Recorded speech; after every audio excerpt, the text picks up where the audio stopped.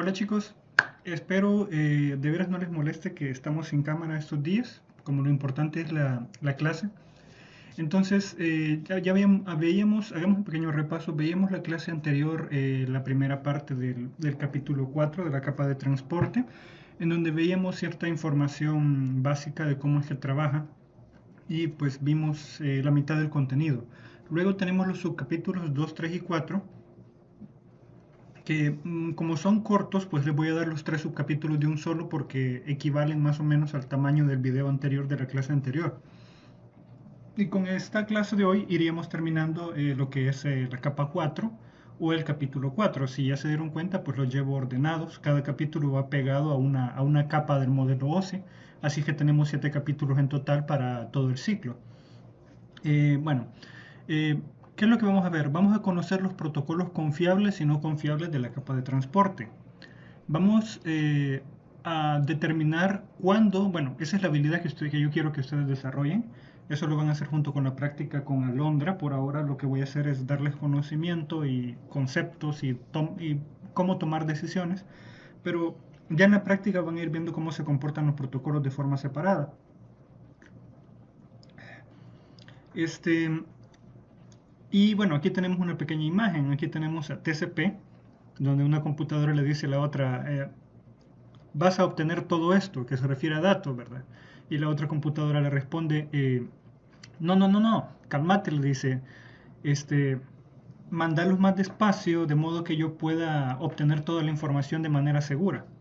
Y aquí en este de UDP que está aquí a la par, le dice la primera computadora, primero, fíjense bien que en este caso de TCP hay un flujo y flujo invertido, o sea que hay comunicación de ida y vuelta entre las dos computadoras, pero la única que está enviando datos del usuario es esta. De ahí los datos de las flechas en rojo es información solo de comunicación entre los dispositivos, no van datos finales ahí, solo datos necesarios para el transporte. En cambio en UDP, si se fijan, hay transporte solo en una vía, o sea que esta computadora no le responde nada a esta en UDP y le dice, vas a obtener toda esta información. Y la otra le responde, ¿a quién le importa? Solo mándalo rápido, ¿verdad? Entonces esta es más precisa que esta. Y aquí les he dejado un archivo que es todo el capítulo 4 y una URL que pues me pareció importante reforzar TCP y UDP. Es un video, la verdad es que el video del principio parece publicidad del mismo canal de YouTube del muchacho, pero la información es aceptable. De una sola vez les dejé el enlace para que inicie ya avanzado el video en la parte donde empieza a explicar lo que es el UDP y luego ve la parte de TCP versus UDP. Bueno, vamos a terminar de ver lo que tenemos hoy, que son las diapositivas, y cuando las terminemos pues le voy a pegar este video aquí abajo o aquí arriba o quito esta imagen, no sé.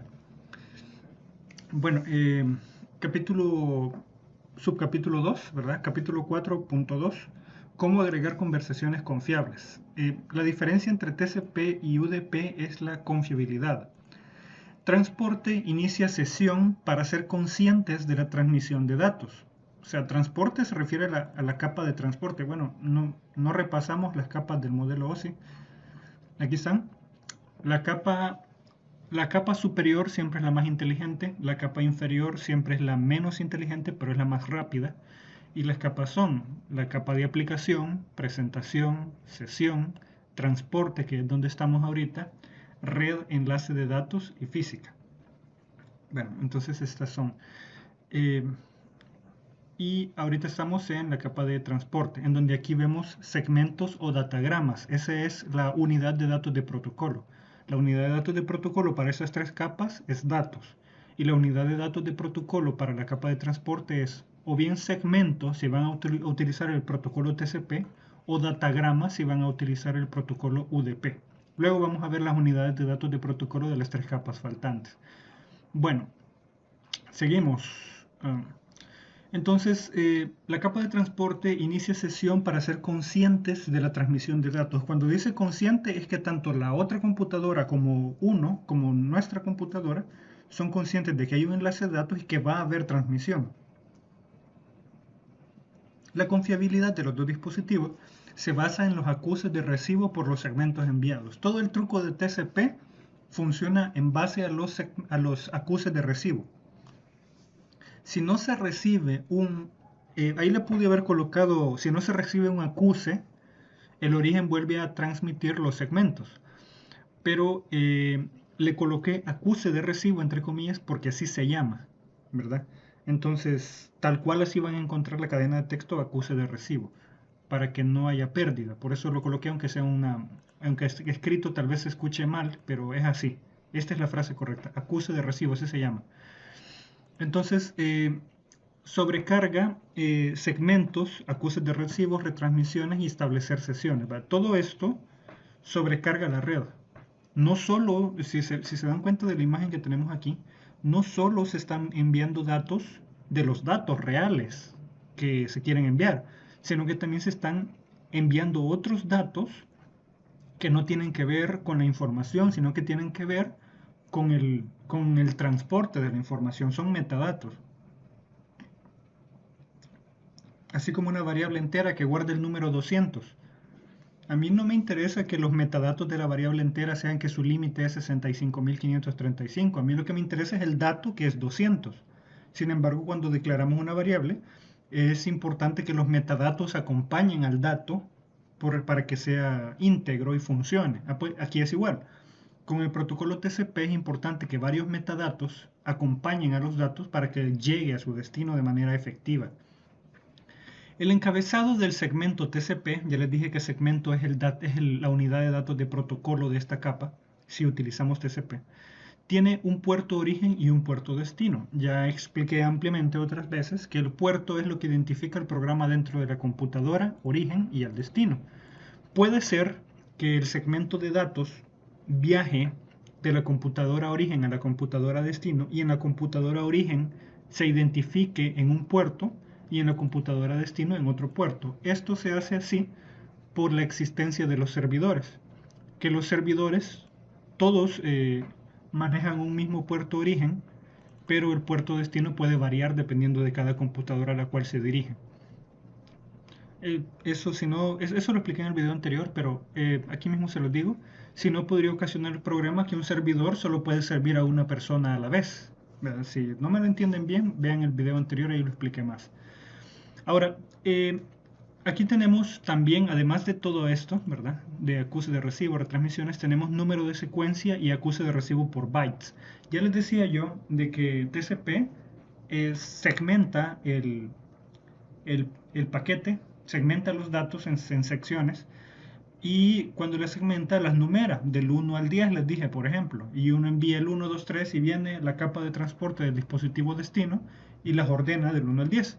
Es más o idealmente sería así, pero no es así, porque eso sería incluir todavía más carga a los segmentos de datos enviados. O sea, estamos sobrecargando todavía más la red si numeráramos realmente todos los segmentos. Entonces lo que se hace es que como ya se envían los bytes, entonces se le envía el número de bytes en el que se está quedando. Así no tienen que hacer comprobaciones como por ejemplo de cuánto era el tamaño. Si el tamaño era de tanto y el último byte que recibí fue el 100 y el tamaño era de 25, el siguiente segmento tiene que empezar de 125 más 1, o sea que de 126 para adelante. Entonces es todo un procesamiento que sería trabajoso para los routers y todo el equipo y disminuiría la velocidad de la red. Por eso es que en lugar de numerarlos realmente, solo se envía el número de byte. Ya lo vamos a ver más adelante. Tiene un checksum, es una verificación de redundancia cíclica es un algoritmo, ¿verdad?, que resulta en una cadena alfanumérica que es generada por dicho algoritmo. Entonces tenemos los datos y otra información extra por ahí. Bueno, luego tenemos los procesos del servidor. Tenemos los procesos del servidor TCP. Aquí estaba lo que les explicaba la vez anterior. Las peticiones al servidor con numeral de puerto asignado. Bueno, con número de puerto asignado. No sé por qué me dio pereza escribir número ahí. El puerto activo es considerado abierto, o sea que se puede utilizar. Si un puerto está inactivo, pues no se puede transmitir por ahí. No se pueden asignar dos servicios al mismo puerto.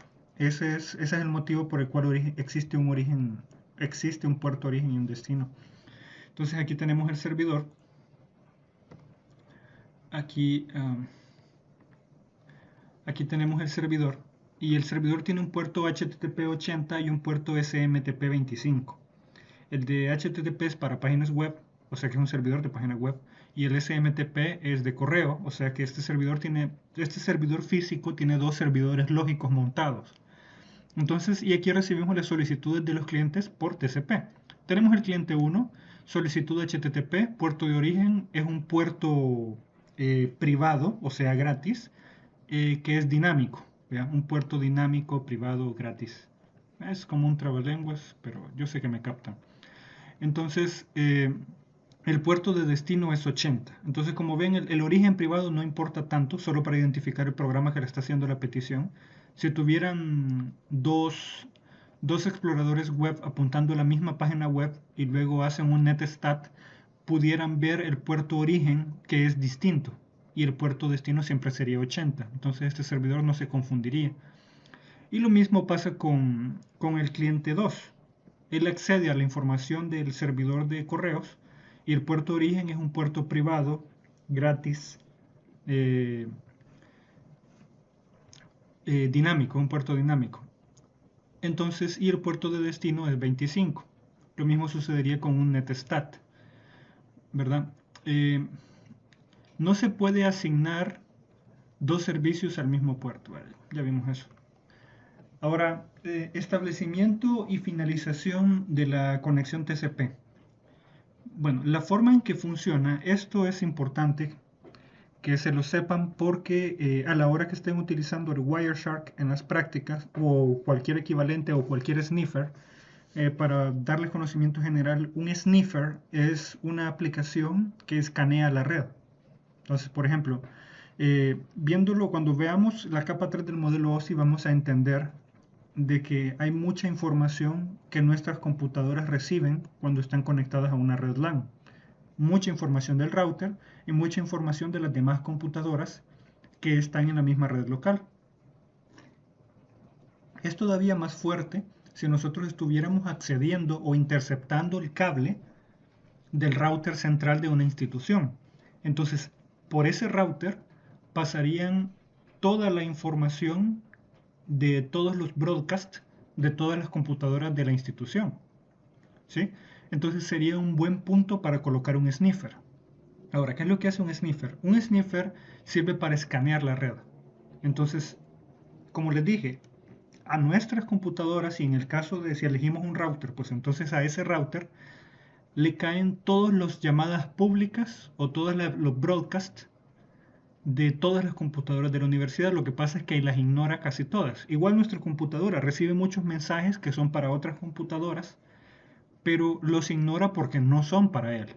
Ahora, si nosotros montamos un sniffer en nuestra computadora como lo es Wireshark, vamos a poder ver, incluso incluyendo los paquetes que no son para nuestra computadora. Entonces, de esa forma se puede, por ejemplo, interceptar una transmisión de datos, ilegal por supuesto, y obviamente un hacker utiliza los mismos métodos para poder interceptar paquetes de datos. Entonces, como somos los encargados de redes, tenemos que conocer de estas herramientas para evaluar la red, por ejemplo, qué paquetes los paquetes de datos de Facebook me están sobrecargando el sistema. Entonces,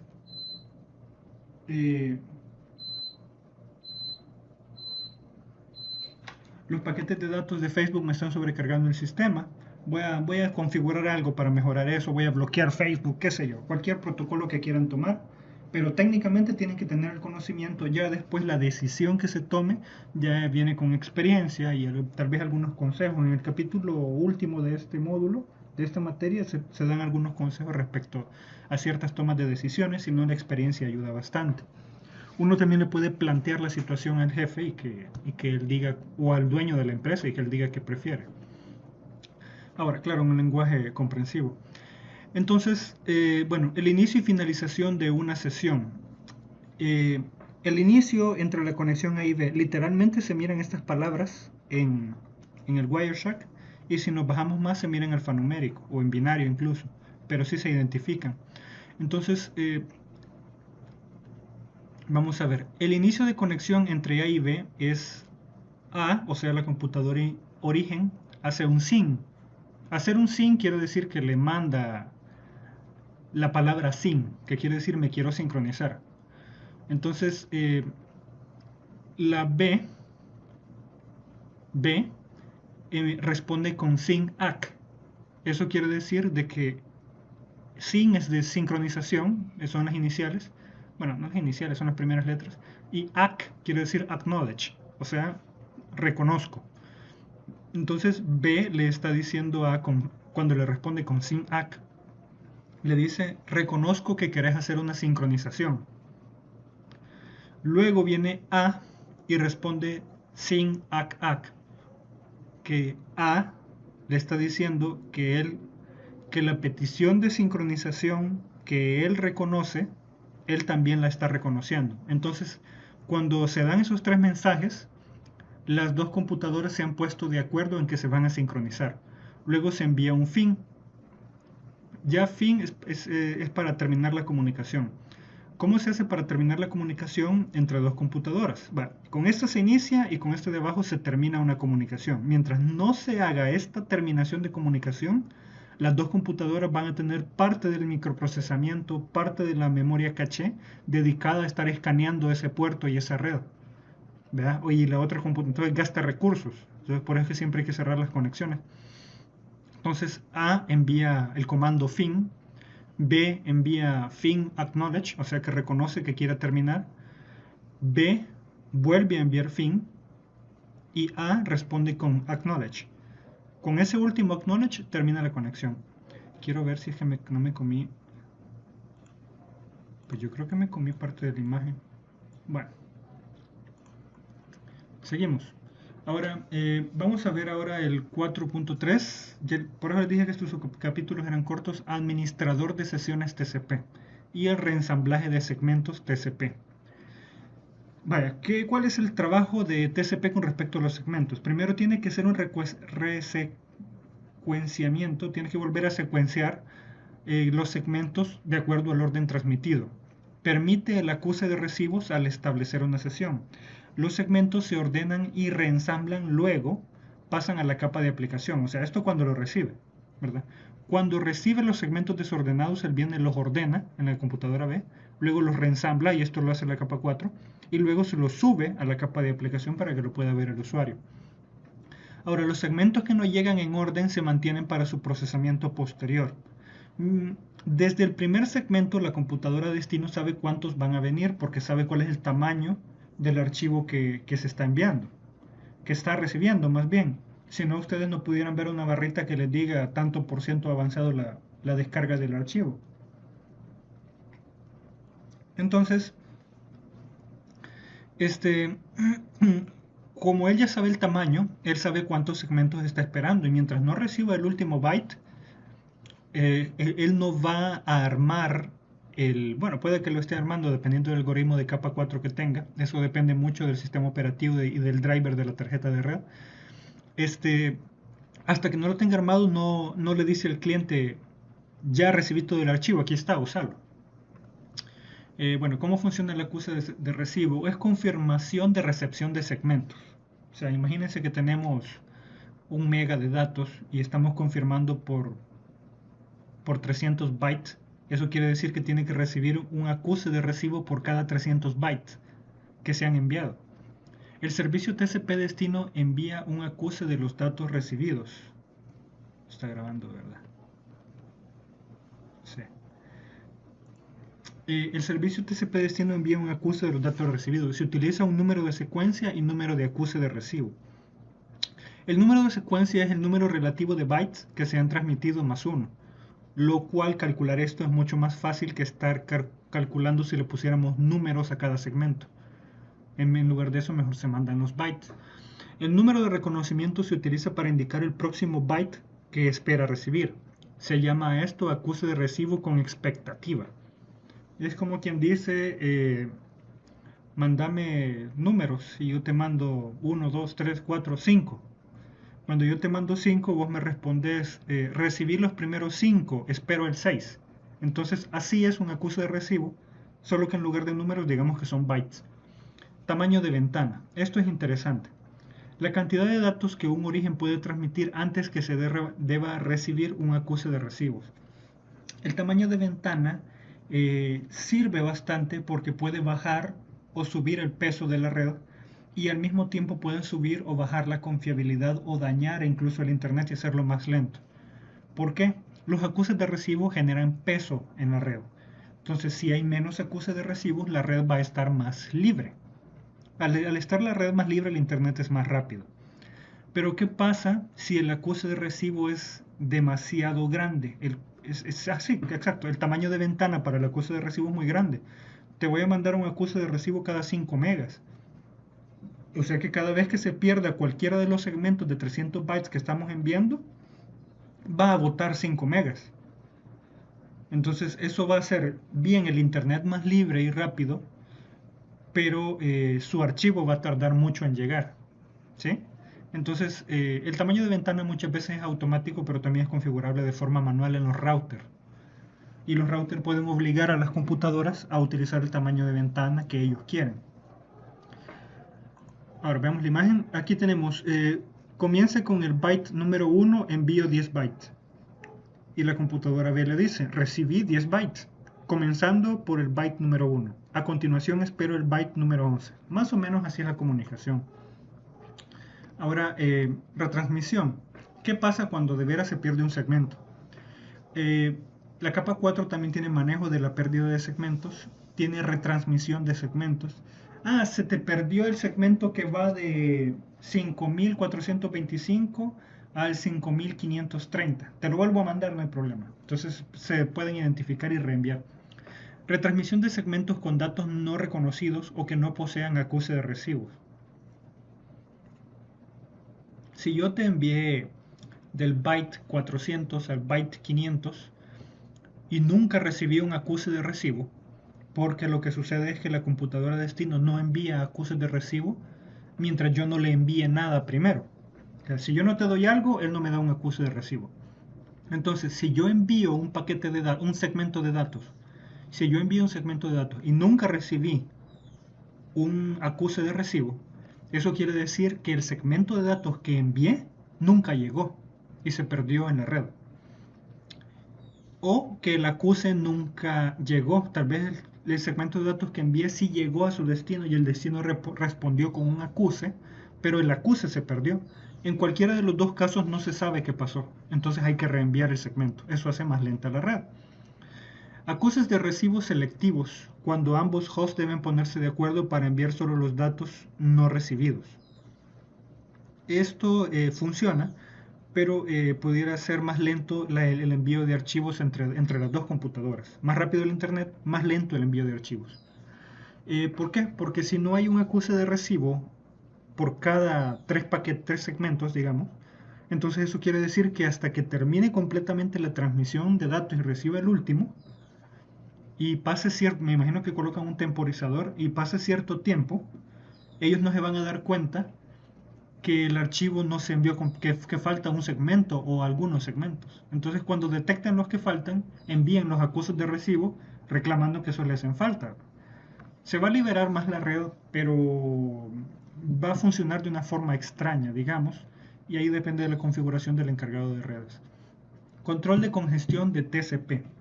¿Qué es una congestión? Bueno, TCP inunda la red de paquetes, de segmentos y de todo, con tal de que sus segmentos lleguen a su destino. Entonces, ¿cómo vamos a minimizar la pérdida de segmentos? Vale, tiene control de flujo. A través del enlace de 3 vías se incluye el tamaño de ventana para transmitir. ¿Cuál es el enlace de 3 vías? Pues ahorita lo vamos a ver. La tasa de transmisión depende de la velocidad de la red y el host de destino. Se ajusta la tasa de transmisión durante el proceso de envío de datos. El ajuste de tamaño de ventana puede ir incluido en el acuse de recibo. Entonces, bueno, veamos aquí la imagen. Tiene el emisor y tiene el receptor y en medio dice tamaño de ventana 3000 bytes.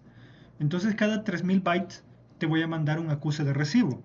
Pero ojo, los segmentos, por mis capacidades de hardware o cualquier cosa, o tal vez por la velocidad de la red, como ustedes saben que se puede ver la velocidad de la red, todas las capas del modelo OSI pueden ver cuál es la velocidad, pueden ver cuántos paquetes han chocado en esa red. Entonces, en base a eso ellos determinan cuál es el tamaño del segmento y también en base a eso determinan el tamaño de la ventana. Entonces, la ventana es más grande mientras menos choques hayan en la red, lógicamente. Si analizan un poco la situación se darán cuenta que es lo más óptimo. Ventana más grande mientras menos colisiones haya en la red. Y el tamaño del segmento de datos, o sea de los 1500 bytes, depende de qué tan común es un choque entre segmentos de datos o paquetes en la red. Entonces yo te envío el número de secuencia 1, o sea que te voy a enviar 1500 bytes, y yo te digo, tenés que recibir desde el byte 1 hasta el byte 1500. Y bueno, lo envío, no pasa nada. Luego te voy a enviar del 1501 a 3000 y te los envío. Cuando pasa de 3000, el receptor dice acuse de recibo. Número de acuse de recibo 3001. Entonces la computadora emisora entiende que recibió los primeros dos segmentos. Y así sucede pues hasta que se envían todos los gigas que quieran transmitir Facebook, YouTube y todo lo que hacen. Bueno, el protocolo UDP. Al fin terminamos TCP. Vamos a ver UDP, comunicación con baja sobrecarga. UDP baja sobrecarga versus confiabilidad. Es básicamente el principal problema. Como no estamos enviando un montón de paquetes para asegurar la recepción de los datos, entonces hay baja confiabilidad con este protocolo. UDP tiene menor sobrecarga que TCP. Una de las ventajas es esa, que la red no se sobrecarga. Si se utiliza más el protocolo UDP cada vez que se pueda, el internet dentro del internet que ustedes administran será más rápido. Protocolos que lo utilizan, DNS, Domain Name Service, el que traduce de direcciones.com a direcciones IP de capa 3. El protocolo SMTP, ¿cómo es? SNMP, creo que me confundí, ese es el protocolo de correos, SMTP. Protocolo de HCP, el protocolo dinámico de asignación de direcciones IP, ese que sirve para que cuando ustedes llegan a una casa solo le ponen usuario y contraseña y ya tienen una dirección IP estática, bueno, dinámica, que les permite tener internet inmediatamente sin mayor conocimiento técnico. RIP es un protocolo de capa 3, lo utilizan los routers para comunicarse entre ellos. Es un protocolo viejo, hace tiempos era bueno cuando apareció como primera vez los routers.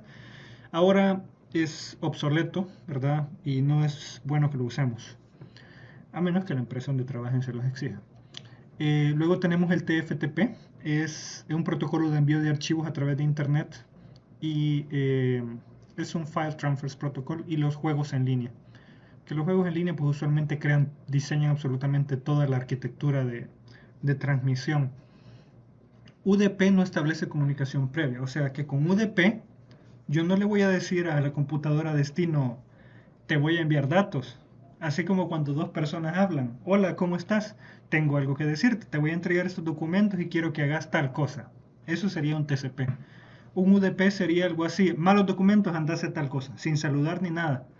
Y uno no le preocupa si el otro entendió o no. Entonces así es UDP. No avisa, él solo envía. Ustedes no están esperando nada y de repente, ¡pum!, les cae. Algo así. Reensamblaje de datagrama de UDP. Ya les había dicho que TCP se llama, su unidad de datos de protocolo es segmento, y UDP es datagrama. Cuando se tienen los datos para enviar, simplemente se envían. La PDU o UDP se llama datagrama. PDU o UDP es unidad de datos de protocolo, solo que ahí lo puse en inglés, Protocol Data Unit y unidad de datos de protocolo, ¿verdad? La UDP solo reensambla los datos en el orden en que se recibieron. Esto es otra cosa importante. TCP espera recibirlos todos y luego los ordena, pero UDP no. UDP recibe primero el datagrama 1, 2, 3, 4, 5 y 6. Bueno, UDP los envía así, los envía en orden. UDP los envía en orden, del 1 al 6. Pero realmente no están numerados. Aquí los veo numerados para que sepamos que él envió 6 datagramas. Pero él no los está numerando. Él solo envía los primeros bytes primero y subsecuentemente va enviando los demás. Pero cuando se reciben por diferentes velocidades de la red, pasó por diferentes dispositivos, algunos dispositivos tenían baja caché y tuvo que esperar, algunos datagramas tuvieron problemas en el camino, y pues solo llegó el 1, el 2, el 6 llegó antes que el 5 y el 4. Y en el orden en que los recibieron, rápidamente subió la capa de aplicación y así se vieron. Y cuando me refiero a ver, me refiero a audio, video, pistolas, disparos, agacharse, esconderse o lo que quieran. Vaya, procesos y solicitudes del servidor UDP. UDP tiene sus propios números de puerto. UDP solo invierte los puertos y envía los datos para responder al cliente que inició la conexión. Entonces, básicamente UDP no le preocupa tanto el número de puertos, solo tiene un puerto y ya. Y cuando él recibe un paquete de datos y tiene que responder a nivel de aplicación, pues él solo responde, solo le da vuelta a los puertos. Aplicaciones del servidor. Las solicitudes del cliente DNS serán recibidas por el puerto 53. Y como no hay que establecer comunicación, viene el cliente 1 y dice, quiero una dirección elsalvador.com, ¿cuál es la dirección IP? Y él solo pregunta, no espera que alguien le diga, yo sé cuál es, ¿querés que te la mande? No, solo le responde de un solo.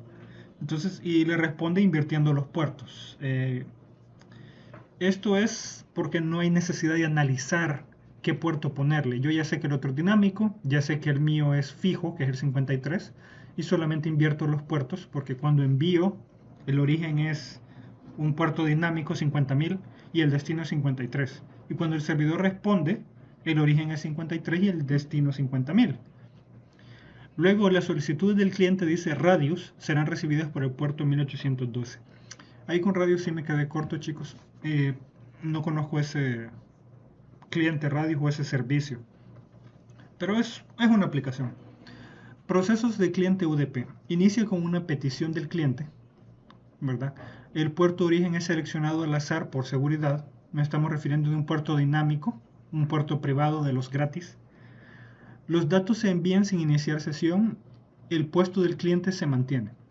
Entonces, bueno, aquí tenemos la imagen. Respuesta del servidor DNS. Bueno, aquí está la imagen. No tenía que haberse lo explicado en el anterior.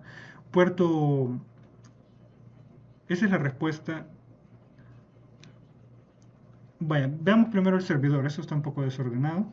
Y tengo una imagen cortada otra vez. No sé por qué. Vamos a ver. ¿De verdad está cortada? Sí, está cortada. Bueno.